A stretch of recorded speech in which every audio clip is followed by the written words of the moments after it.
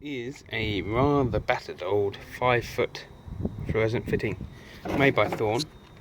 It's one of the switch start ones with the starter, not electronic. It's had a bit of a dent, a bit of a bash in the side. I can't remember where this one came from, but anyway, it's unserviceable now.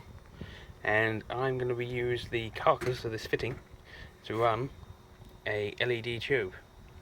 Let's get the tube out and have a quick look at that. So I've slotted the tube into the two end caps and I haven't twisted it yet. So you see it's got a nice aluminium extrusion on the back to give it strength. And on the front, a single row of LEDs going from end to end.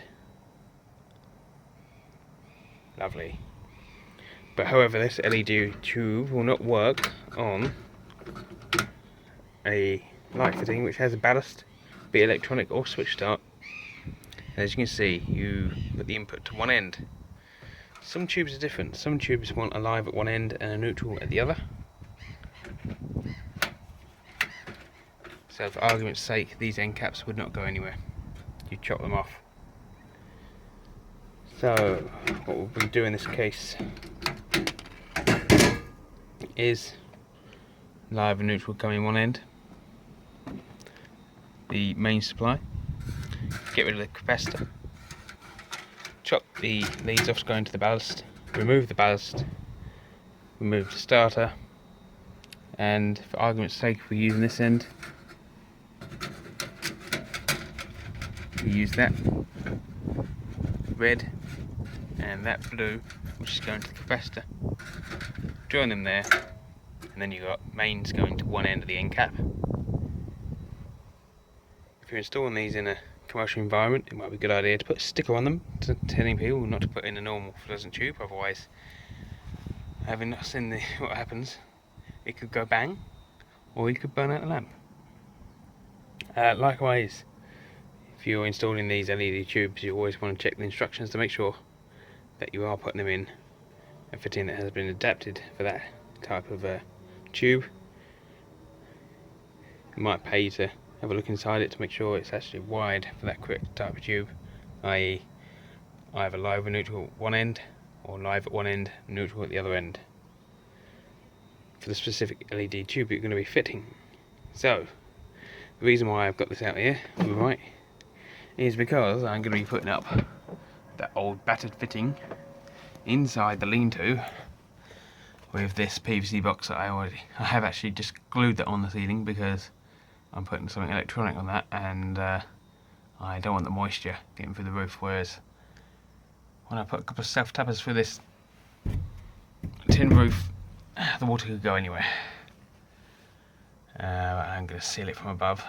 Eventually this roof will be replaced with a nice tin roof, or maybe just a sheet over the top with more tin sheet. But anyway, I'm going to get on and put this light up and get the wires between, and so we'll on the electrical side out. We'll have a look, see what it does. Right, let's go and have a look to see if this sensor light works. I've installed it and turned it on, and I've left it. So as I go into the door on the lean-to, yeah, it should come on. And we have the sensor and the light, and I dabbed some leftover white paint on the walls to give it a little bit more reflection, and yeah, it's not too bad. You can see the little LEDs just about before it swamps the camera. Yeah, I think it's worked out quite good. And it's on a little timer. I left it on minimum, so you've got to be in there moving around to actually keep it on.